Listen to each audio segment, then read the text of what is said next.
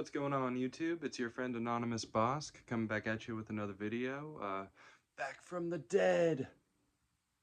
It's so good to be back and sharing another video with you guys. I'm sorry that it's been so long.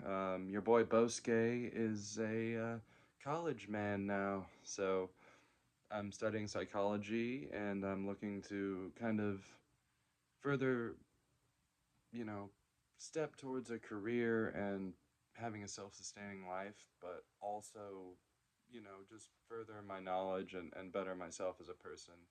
And unfortunately, a lot of reading for pleasure and a lot of my artistic endeavors have been slowed, not stopped by any means. I'm still playing guitar every day. I still try to read as much as I can, and I listen to music around the clock. But I'm also in school and I'm trying to study, and I just got done with summer school.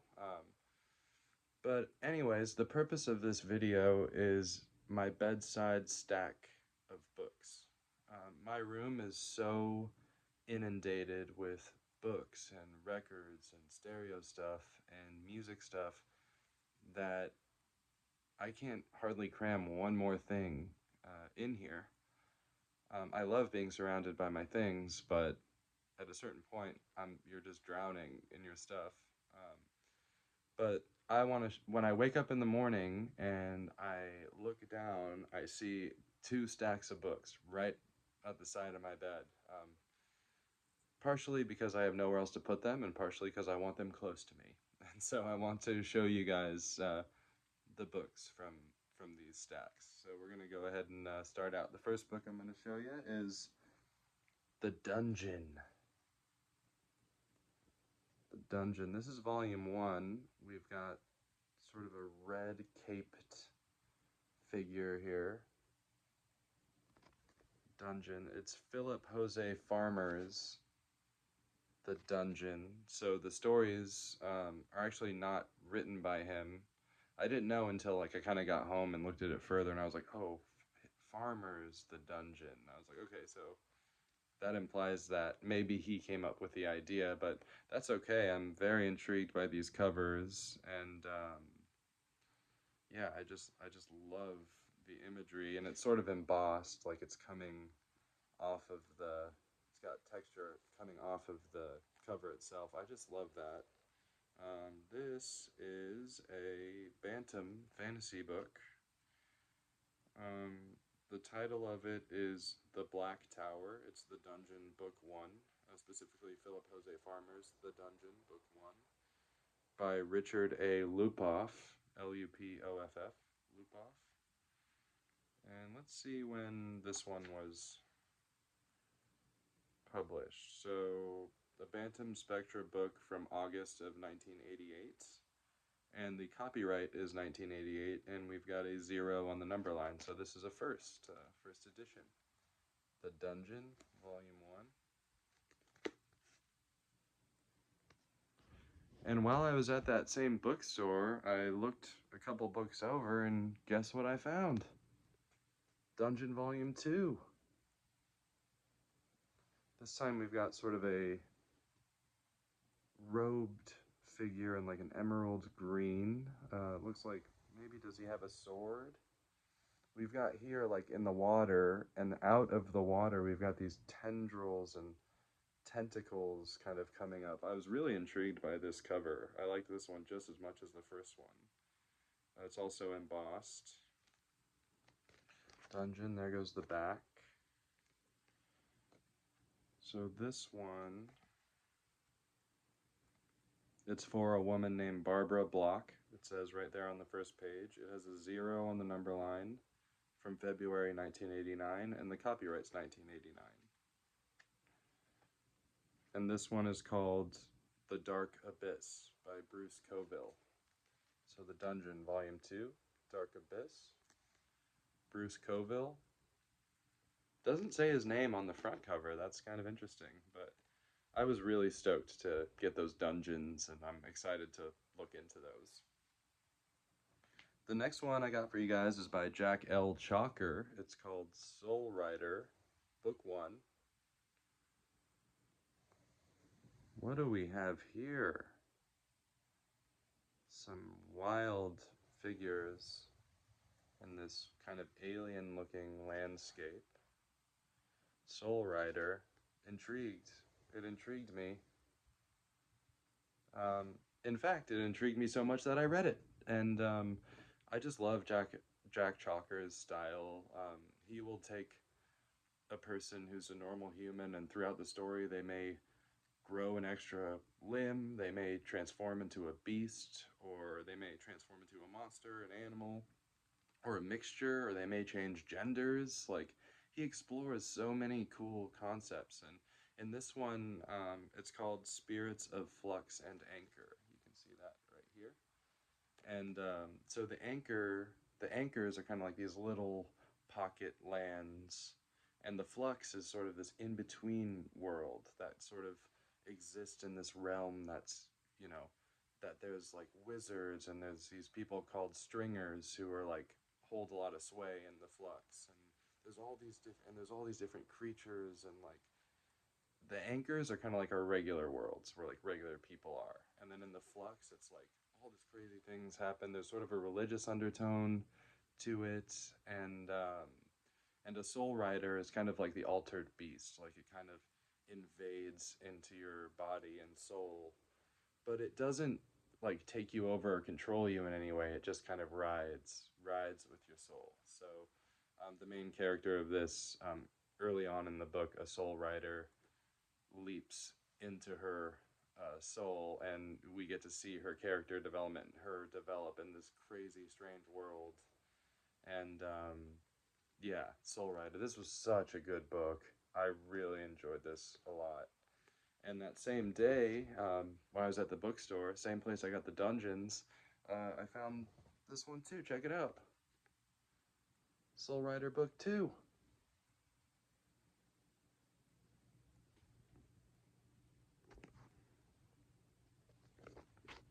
And this one is called Empires of Flux and Anchor, and I'm really excited to get into this. I've been reading other things lately, but I do intend soon to get back to the Soul Rider series.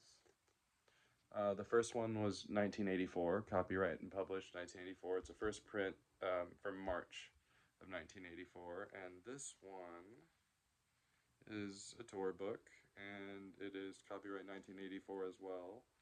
First tour printing from August 1984. So just some months later, the sequel came out, Soul Rider 2, Book 2. So I'm excited to look into those more. And so, what bedside book stack would be complete without a little touch of hell? The Inferno by Dante, right there by my bedside. Just makes for a really good little bedtime story here. Back, and we've got the side. This is a new translation by John Ciardi. It's a Mentor classic. It says, Dante and Shakespeare divide the worlds between them. There is no third. T.S. Eliot said that, author of The Wasteland. Haven't read that in a long time, but I remember enjoying it. I actually just took poetry writing class, got an A. Made all you guys proud. Over the summer, I took a couple courses. This one has a receipt in it on page 30, and I think I randomly shoved that in there because I think I would have remembered reading 30 pages of hell. But this is an old story, Dante the Inferno. It's studied a lot in school, so maybe I'll get to study it. And let me know what you guys think of the Inferno and whether or not how urgent it should be that I read it. I do want to read it. I know it's a classic work.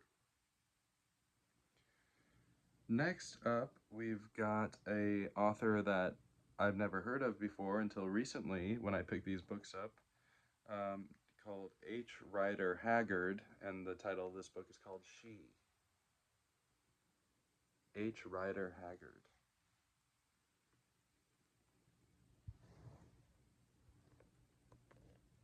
And I've never heard of this author, but I love the name. Haggard reminds me of Merle Haggard. writers like Ghost Rider, Motorcycle Hero, and H, you know, why not? But yeah, this is an Airmont book. I've never heard of Airmont books. It was 60 cents when it came out.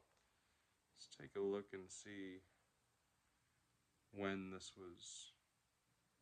The copyright on this is 1967. And I'm not seeing like a publish. That must have been when it was published. It seems like it could be that old. Is this H. Rider Haggard here?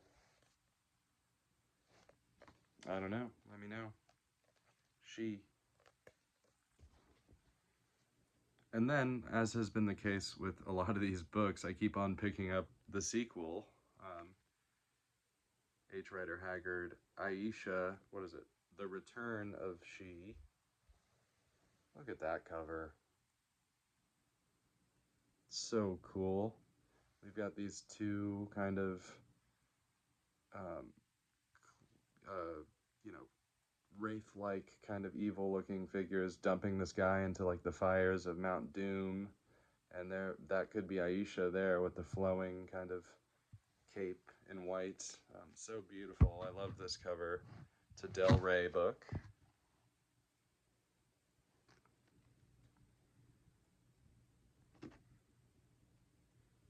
The Promise and the Sign. The life and love story of She Who Must Be Obeyed. She Who Must Be Obeyed. That reminds me of He Who Must Not Be Named. Voldemort from Harry Potter, which, spoiler alert, I've been reading the Harry Potter books. I got the second one. I'm in the middle of the second one right now. So that's been really fun. I never read them before. So let's look on here. Del Rey book. This is the first Ballantine Books edition from 1978. Return of She.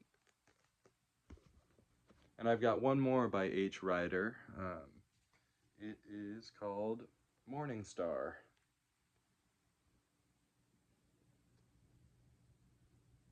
And I just had to get this. The cover is so cool. It's like an Egyptian warrior stabbing a Native American looking figure with like feathers coming out of its headdress, and a woman who's sitting on like a pyramid throne, and there's an eye up there right under the letter A, right above the woman's head. On the back it says the morning star of Amen. And this book just looks so cool. This is a zebra sword and sorcery book. Zebra. I don't know if you guys can see, but it says zebra right here. And the Doom of the Pharaoh is what it says right there on the first page. I'm not going to read it, but it seems really interesting. This is 1978 by Kensington Publishing Corporation, a zebra book. Morning Star.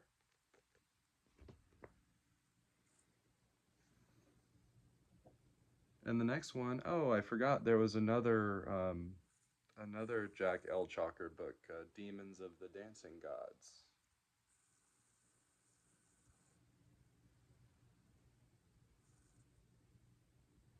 I've never been disappointed by a Jack L. Chalker cover. He's got the coolest covers of almost any author that I've ever seen. So consistently cool, always. This is a Del Rey fantasy book. Let's look in here. I don't know if this is part of a series. I know he does a lot of series. This is copyright 1984 also, just like the Soul Riders, same exact year. How does he write so much? And this is the first edition of June 1984, Demons of the Dancing Gods.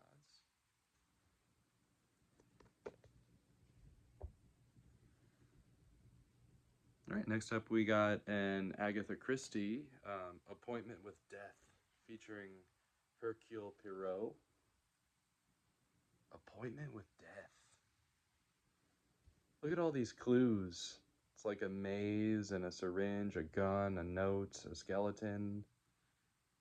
I love that. I love that cover design. touch of evil. We've got the green stained pages. I read about half of this one, and it's a really good yarn. I enjoy it. I haven't finished it yet, but I intend to sometime. Probably if I read it again, I'll have to like restart from the beginning. I pretty much remember what was going on, but this one's really cool. It's a Dell book. It was 75 cents when it came out. Appointment with Death. I love that name. Let's see. Copyright 1937. That's a really old story, and this is the first printing from 1971. Appointment with Death. Agatha Christie. And in the same vein, I picked up another one, Agatha Christie, The Secret of Chimneys. And this one has a similar kind of vibe going. It's got the clues. It's got the crown and the gun and the photo and the diamond. It's just so intriguing, so intriguing. On the back it says, The Great Manor of Chimneys.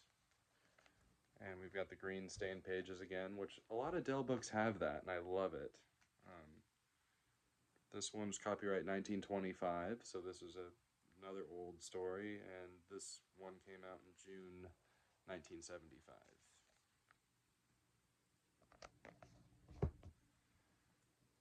And I've got one more from my current bedside stack. It is the Dashiell Hammett, The Maltese Falcon.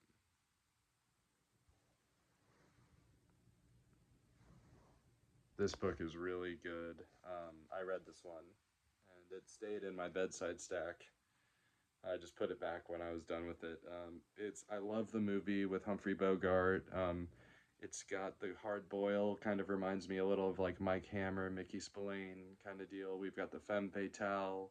The Maltese Falcon itself is actually a statue. It's like a really special kind of statue, and yeah, it's such a cool mystery, and it was really masterfully done. And the film, I say the film was phenomenal and did such a good adaptation of this book. Not all film adaptations of books are necessarily good, but even if they are good, they're not like accurate representations of the book. I think the film did a really good job with this book. Maltese Falcon. And I have a few more that really quickly that I've read, but I read them and then kind of put them back where they belong, on the shelves or up the walls, or you know, in the closet, or well, the closet door is open because I like to see all of my books.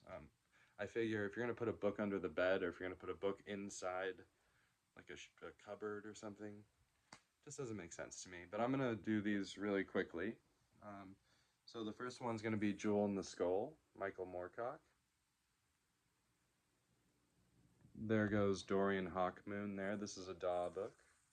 This is the first in the Runestaff series. It's amazing. It's got the adventure, it's got the action, it's got friendship, it's got a little bit of romance, it's got badass characters. And I cannot wait to continue reading the Runestaff. I reread this because my friend News from the Gelding, he's a British booktuber, and I highly recommend you check out his channel. But him and some other booktuber friends are reading the Elric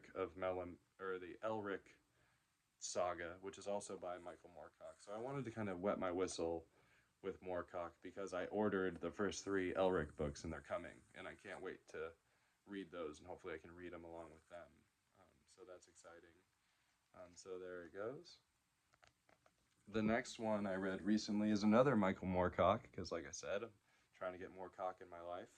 This is The Warhound and the World's Pain. Look at this guy.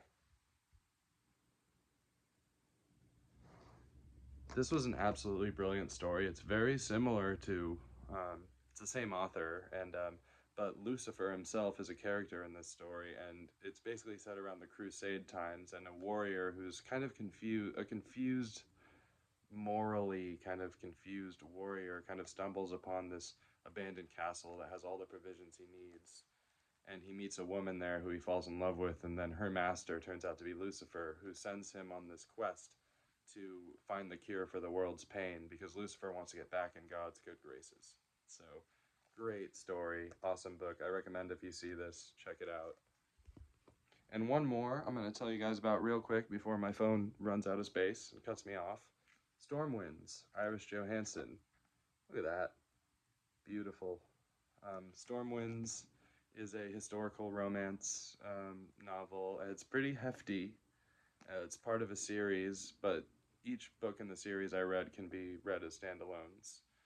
Iris Johansson is a really great romance. It gets a little steamy sometimes, and but never lewd. You know, the story, the characters, amazing. I enjoyed this book so much. It took me a while to read. It's a pretty thick one, but I loved this book so much. Stormwinds. I'll give you another look at the inside. It was so great to share with you guys again, and I hope that I can have some more videos to come. I'm gonna try to make more time. I have like a month left in my summer after summer school before fall, so. But I love you guys. Thank you so much for watching. If you've watched all the way through, and I hope to see you all again very soon. All right, Bosk out. Peace.